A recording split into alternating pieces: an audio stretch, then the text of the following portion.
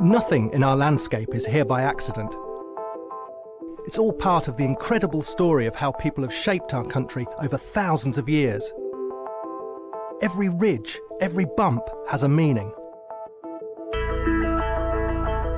I'm Ben Robinson, and it's my job as an archaeologist to try and unpick this great story. And from my point of view, the best place to do that is up here. Aerial photography is revealing a different view of the past. I'm flying along Hadrian's Wall. The view from above is blowing apart the idea that this was just a barren military landscape. Who really lived here, and did the Romans conquer this land earlier than we thought? What we're discovering here is not just changing our understanding of the Roman frontier, but it's rewriting history.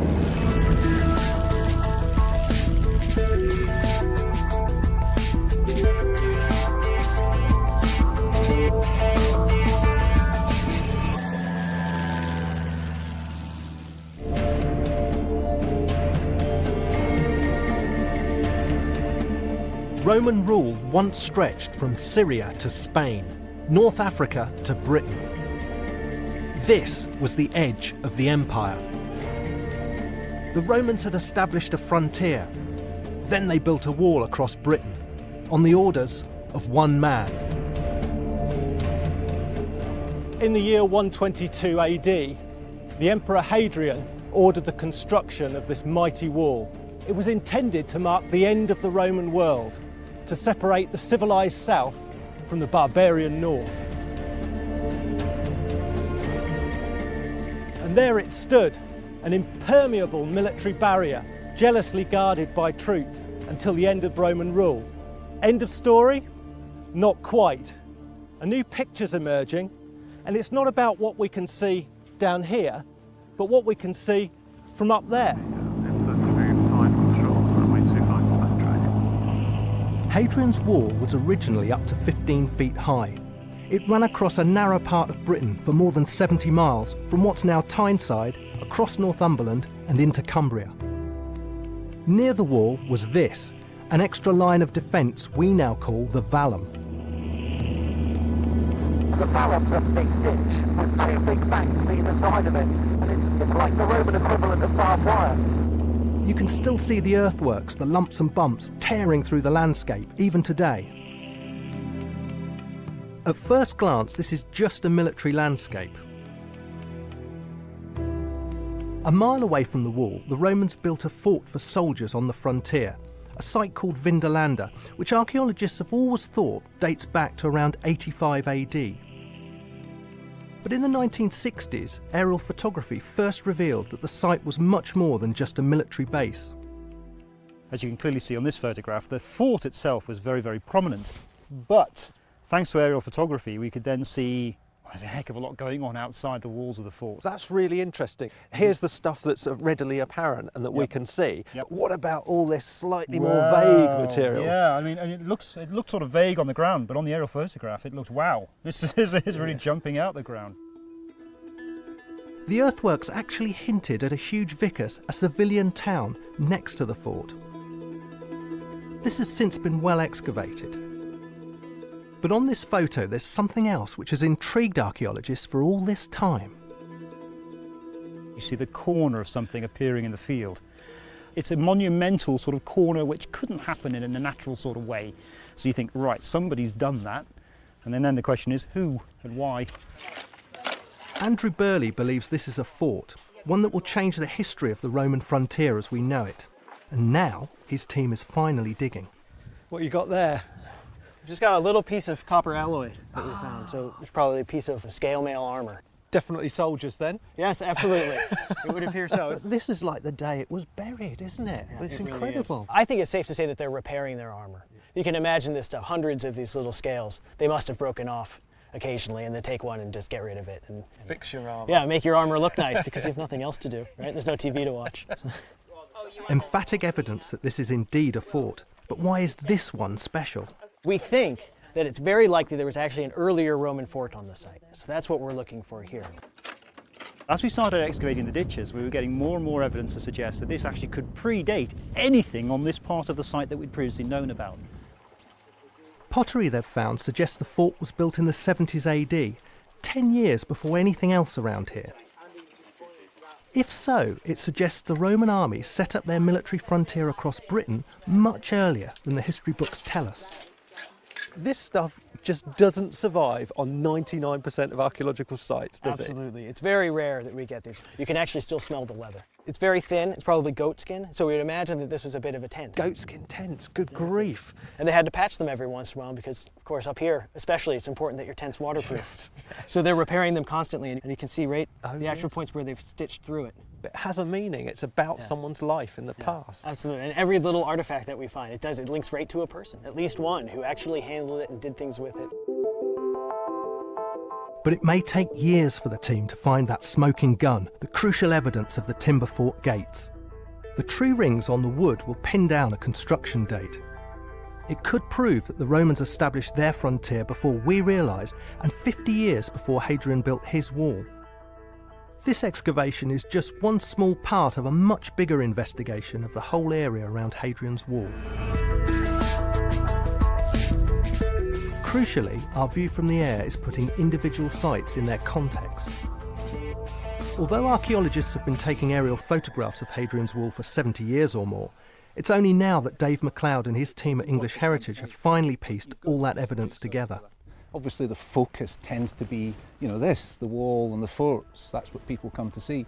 But we know this landscape has monuments in it of all types and all periods.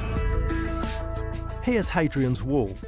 English Heritage has painstakingly plotted every archaeological feature on an Ordnance Survey map, bit by bit, from one side of the country to the other. By seeing how everything fits together, for the first time we're getting the full historical picture of this whole area. It's very much a broad brush approach, obviously, because what we can't do is go into great depth on any particular site. Some of the sites have been more closely studied, and these are revealing the story of people who lived and worked around the wall. Oh, that's wonderful. Oh, look at the light. The light is just perfect now. It's fantastic. Roman camps are really prominent. They're a very distinctive shape, rectangles with rounded corners like playing cards. These were inhabited by Roman soldiers for just a few days or weeks, yet you can still see them from the air. There's even the corner of one under the runway at Carlisle Airport. I love these camps because they really add to the human story here. These aren't about the commanders who lived in the comfort of the permanent forts. They're more about the lowly soldiers in tents being battered by the harsh weather. White Moss Farm at the west end of the wall is particularly interesting. If you think about something like Glastonbury or Tea in the Park, one of the music festivals, muddy fields full of tents, well, that's essentially what you've got with these camps. The camps show up as crop marks. Wherever Roman soldiers had dug ditches, the crops grow differently now. And even today, in very dry summers, you can still see the imprints of these ditches. This was a site that the soldiers returned to again and again. There's 3, 4, potentially as many as 5 camps here that would have been occupied at different times. But the one that we're potentially looking at in this field here has got a whole succession of pits inside it. They just look like blobs on the air photographs. But what they would have been is probably the rubbish pits. Rebecca has analysed the number and size of the rubbish pits from the crop marks. By doing that, this field really comes to life. Because we can see this level of detail on this camp here, I think that we potentially are looking at up to 1,500 men. And there are clues that there could have been ovens here. Below the round ovens, where the soldiers cooked and baked bread, fire pits would have been dug, and these can show us crop marks too. When ovens on similar sites have been excavated, they give us a fascinating insight into life in the camp. You've got massively different styles in the ovens, and that may well suggest different cooking styles, potentially different ethnic identities, because the Roman army was made up of soldiers from right across the empire, from North Africa to Syria to Romania to Spain. A few marks in a farmer's field provide a window into a truly multicultural community. and it's here at the very edge of Roman civilization. Think about the sights, the smells, the food that you could get along Hadrian's Wall. You've got Syrian archers, Spanish cavalry. If you went out for a night on Hadrian's Wall, you could have one heck of a good time and some pretty exotic stuff to eat on your way as well.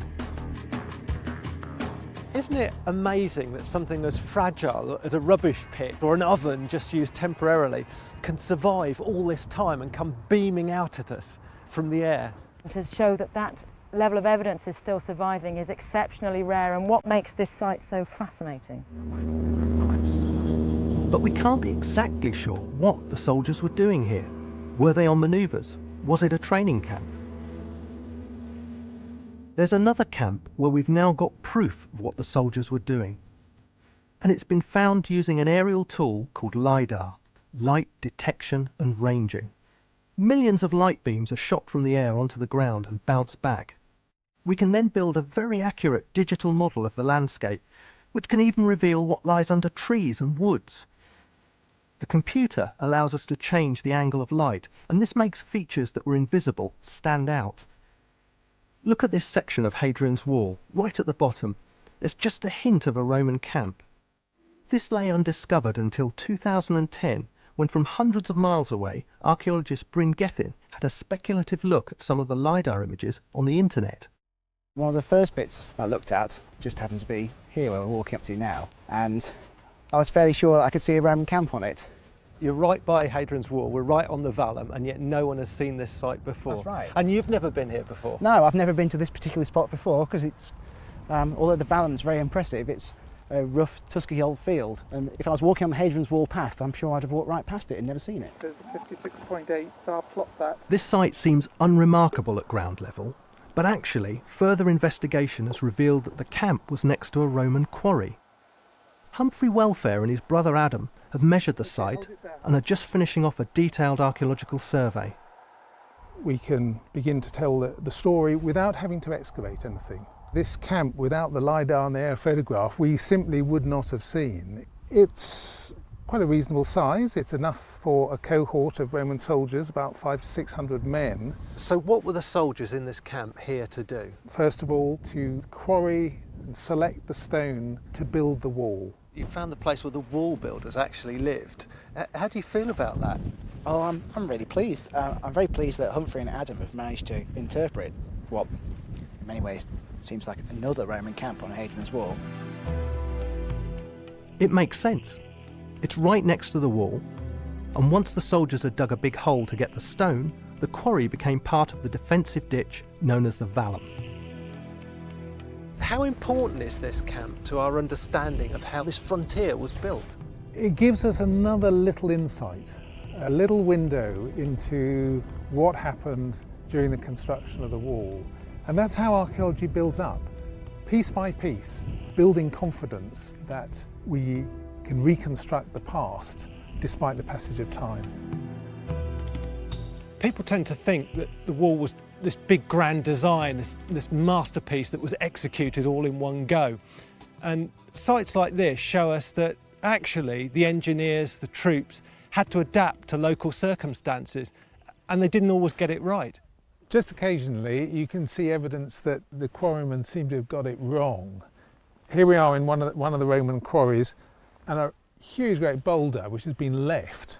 All around here there are hundreds of impact marks from chisels. They've been trying to split this rock, and clearly someone's come along and said, oh, for goodness sake, forget it, that's not sandstone, that's a much harder rock. And so they've given up. So this is a little monument to human failure and a lot of bad language, I'm sure.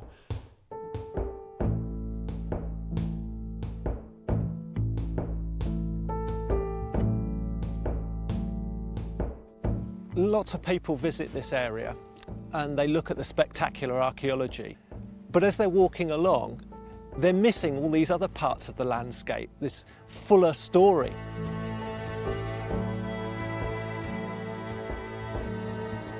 All these fragments of crop marks, all these sites, actually add up to people and their endeavours and the way that they work the land. It wasn't just soldiers. The view from above is shining new light on just how many people lived on this frontier. Early aerial photos started to change our ideas about Roman forts like Vindolanda. Aerial photography will tell us, you know what, I think you've got something out there. And really it's aerial photography that first told us that, you know, we need to really broaden our view of the site, of the fort. We need to move outside of the fort itself.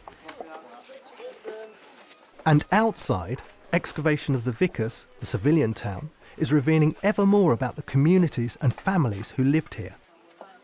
There are families of soldiers here, and we see them in the documents. They're commemorated in burials. We find them on the discharge documents from the soldiers. These families were a part of the community.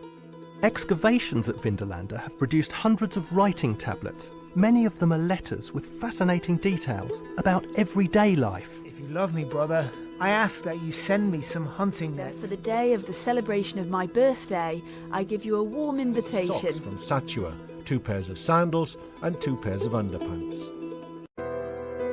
The most famous tablet is a friendly memo between 2 soldiers' wives. One invites the other to a birthday party and then puts her own little scroll at the bottom that says, you know, sister, dearest, I'd love for you to be there. The day wouldn't be the same without it, all of this. But what it's really suggesting to me, together with a few other ones, is that people are living a normal life up here.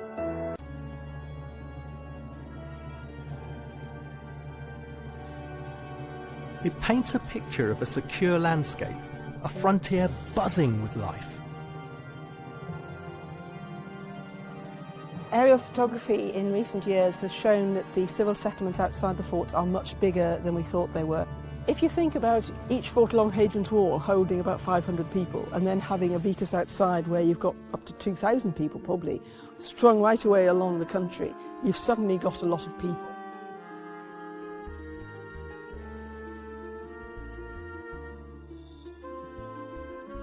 The civilian towns were also places of great economic potential. Roman soldiers had money to burn. They needed services, shops, taverns. It reminds me of the way a modern army town like Catterick Garrison in North Yorkshire works today. And just like at Vindolanda, there's a civilian community here outside the military base. Here there's places to gamble, places to drink. There's places where you can buy food that isn't army food, where you can buy clothes that aren't army clothes. Economically, the presence of the army here is very, very important to this place. And equally, the army appreciates having somewhere like this close by. So the presence of the Roman soldiers created a market economy, though the army still had control over the civilian towns. But what was beyond that military zone around Hadrian's Wall? There's an idea that it was a wilderness, populated by just a few scattered native tribes. This is where the aerial mapping program is changing our thinking. Beautiful, look at that. Oh, it's so wonderful. For many years, the only remains of native sites that the archaeologists could really see were hill forts like this. What they suggest is insecurity, warfare. What we thought we saw was a very militaristic landscape, very sparsely populated, and all we saw was what survived at the surface. Then suddenly, when we started to fly, a whole new world emerged. We started to see, instead of these very few hill forts, huge numbers, tens of thousands of isolated farms, completely undefended. You cannot have a landscape like that in an insecure world because your family's on the line, lives are at stake. You can only have a landscape like that when people are so used to peace that they take it for granted. And that utterly changes the story of how we see the Romans. It suggests that the Romans weren't just an aggressive, occupying military force. Over time, they had to forge working relationships with the native population. Wonderful site, brilliant. This native settlement, at a place called Milking Gap in Northumberland, is an intriguing example. It's a little Iron Age farmstead, and pretty much in the middle we've got the house, which is a straightforward roundhouse. It's thrilling to be in a prehistoric house, isn't it? I wish I still had the roof, well, especially today. You can sort of imagine it, you can picture it all coming together. This is not a Roman structure, and they're doing things that you would expect a prehistoric population to be doing in this area. They're farming, they have a house. This probably typifies how people lived in this landscape. To the west, on the Solway Plain, crop marks show Iron Age farms everywhere. In other areas, earthworks of larger settlements are still visible. Putting all the aerial photo evidence on the same map is now showing that in many areas there were farms and settlements every few hundred metres. The aerial photography is showing us that this landscape was settled and farmed hundreds of years before the Romans got here. It was already a managed landscape. And contrary to what you might imagine, when the Romans came, they didn't destroy everything in their path to build the wall. I think there's a danger of thinking of a frontier or a military zone as a sort of sterilised zone, scorched earth, if you like, around it. But actually, it's probably not possible to sustain life in that kind of area. Is it possible that Rome actually encouraged people to live here? That's the really interesting part about this site. We're slap bang in the middle of that militarised zone of the frontier between Wall and Vallum. So the Roman army seemed to have allowed this farm at Milking Gap to stay in the military no man's land, at least for a time. Why? Some local farmers no doubt provided food to the soldiers, but the natives didn't just help with the necessities of life, they also provided some luxuries too. When sites, including Milking Gap, have been excavated, surprisingly we've found jewellery made by natives but using Roman glass. Similar bracelets to this have been found at Milking Gap. This cobalt blue is particularly popular. The local population are using Roman material to make something which is purely their own, and they see glass bottles not as something useful as containers, but as a useful recycling material for making a glass bracelet. Certainly several of these have been found in Roman forts, where they look as if they have been sold to the Roman soldiers as probably gifts to give to their friends. Their economic thinking must have altered over a few generations to the point where they see the real possibilities of producing things to sell to the Roman garrisons. Because the guys in these forts, they need their comforts. It's perhaps the greatest recent discovery from the air. All these native settlements south of the wall show just how well populated the military frontier was before, during and after the Romans arrived. Many natives will have had to learn to live with their conquerors. But what about life just outside the empire, on the other side of the wall? There's a perception that what was going on north of the wall was the edge of the known world, barbarian territory, barren, of no interest to Rome. Our view from the air is revealing something quite astonishing about this theory as well. Yeah, if you could whip it round in a turn now. Let's have a look. There's definitely a little enclosure there. I'm flying just north of the wall, and I can see native settlements and Roman camps, all sorts going on. Living to the north of the wall, no different from the south, as far as we can tell. The same sorts of sites occur in that landscape as they do down there. You just have to mentally remove this. Take this all away and you have a continuity of landscape, a continuity of settlement and tradition. Life goes on. This photo shows a key Roman installation north of the wall. It's the site of an aqueduct built to provide a water supply to one of the forts to the south. But at this point, the photograph shows us that it meets a native settlement. Instead of avoiding it, it runs into the ditch, around the circuit of the ditch, and out the other side. And that's really interesting. What was going on here? It shows a comfort in their own security and power, in a sense, and that they're happy for something as important as a water resource to be placed north of the frontier. Now, you don't put your water supply into enemy hands. Clearly they were very confident that this was an area that was theirs, even though it was beyond the wall. Small clues like this question a preconception that Hadrian's Wall was this impenetrable divide between the Roman Empire and Caledonia, the barbarian land beyond.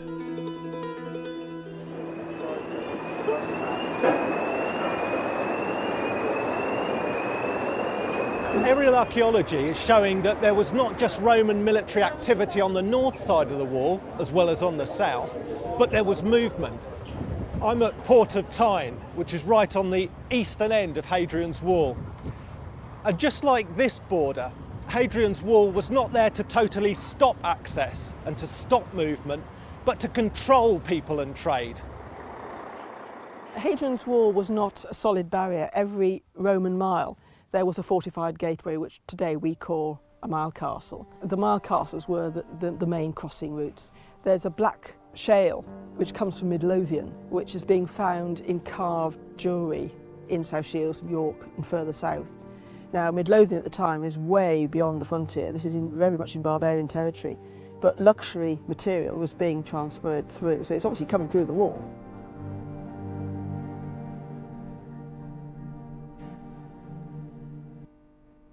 If the frontier didn't change life immediately for those north of the wall, it certainly did over time. After all, the Romans ruled for nearly 400 years. Hadrian's Wall came to affect social change between those inside the Roman Empire and those outside. North of the wall, they are abandoning the native settlements in the mid to late 2nd century. We don't know where they're going. South of the wall, they go on occupying the native settlements and they start to build little bathhouses and rectangular buildings, and they start to have a completely different lifestyle. So the wall is forming some sort of barrier, but it's a cultural barrier rather than a defensive barrier.